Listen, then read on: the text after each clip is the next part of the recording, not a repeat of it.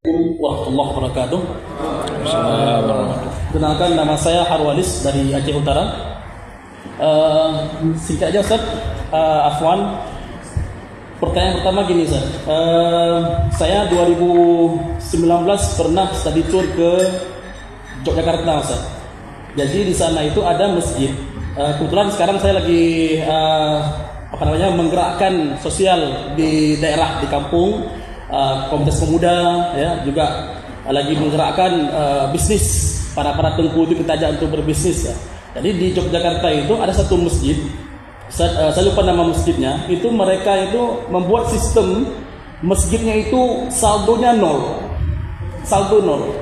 Jadi Ustaz, pada kesempatan yang sangat singkat ini, saya ingin menanyakan pendapat Ustaz, karena saya telah mencoba Ustaz di daerah itu, tepatnya di kampung tempat saya tinggal. Di sana sedikit saya cerita, itu masih fanatisme itu sangat tinggi Ustaz.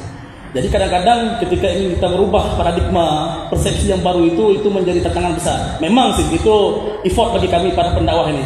Cuma Ustaz, bagaimana tanggapan Ustaz? Saya sudah berencana. Kebetulan saya ketua BKM Masjid, imam besar masjid di kampung itu. Jadi sedang merencanakan program itu. Sedang saya coba buat program sosialisasi lah kepada pihak masjidnya, kepada aparatur kampungnya, supaya kas masjid itu kita bagi-bagi, kita buat sistem supaya bisa kita buat permodalan untuk para masyarakat. Karena target saya nanti Ustaz, targetnya di kampung itu ada satu hari pekan. Karena di kampung saya itu ada petani, pekebun, targetnya itu hasil bumi yang ada di situ bisa kita pamerkan, yang insya Allah bisa terputar dengan modal masjid. Itu yang pertama Ustaz. Yang kedua, saya tergelitik Ustaz dengan penjelasan yang seharusnya tadi pagi sesi pertama oleh Bapak Kadis Syariat Islam Aceh. Hari ini kita kan Ustaz menggebor-geborkan tentang Aceh ini syariat lah, Aceh ini punya program-program syariat. Cuman yang menjadi salah satu Ustaz, kita di daerah. Dulu saya di Banda Ustaz, saya di Banda, saya studi di Banda dari Ma'had sampai studi lanjut, lalu pulang ke daerah itu baru 5 tahun Ustaz. Ternyata persepsi orang-orang tentang Aceh ini, ya seperti yang tadi dikatakan oleh pihak dinas, kalau seandainya tumpuan beban itu hanya pada dinas syariat, sedangkan dinas syariat itu masih belum mewujudkan implementasi aturan syariat, ini bagaimana langkah kita Ustaz? Apalagi kita kan ini baru pergantian seluruh pimpinan, baik dari tingkat provinsi sampai ke kabupaten kota. Jadi pertanyaannya segitu. Jadi gimana tanggapan kita untuk semua dinas yang ada di Aceh ini mengimplementasikan nilai-nilai syariat yang telah kita sepakati bersama. Gitu Ustaz. Kedua pertanyaan. Syukur Ustaz. Assalamualaikum warahmatullahi wabarakatuh. Iya, Jogokarian. Di mana itu? Jakarta. Jadi kan orang-orang Aceh itu, orang-orang dari kabupaten kota, pemerintah yang ngapain ya, juga perjalanan dinas dari Jogja, Pak Joko. Karya. Watego kita tidak. Watego masjid yang banyak dia dibanding kita tidak. Bangga dia umum saja cuma saldo kita 170 juta saldo. Ikut mana yang umum? Tidak boleh ada saldo. Kalau masjid punya saldo berarti pengurus yang takmirnya tidak boleh mengelola dana masjid. Cukup saja. Boleh lakukan kepada takmir masjid apa Pak? Dia berubah. Tidak usah bangga dengan saldo. Jadi apa yang dilakukan? Semua orang kalau sudah menyumbang ke situ ya sudah sesuai kepada masjid. Untuk kemaslahatan masjid, untuk kemaslahatan jamaah masjid, maka dikasih makan itu jamaah itu di Jogokarian. Maka yang putus sandal lapor, sandal dikasih. Tidak ada rumah, hotel dikasih. Itu Jogokarian tuh.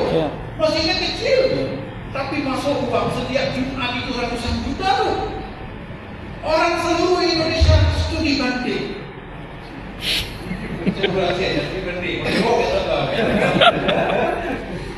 Kalau pertanyaannya bagaimana itu, silakan diterapkan.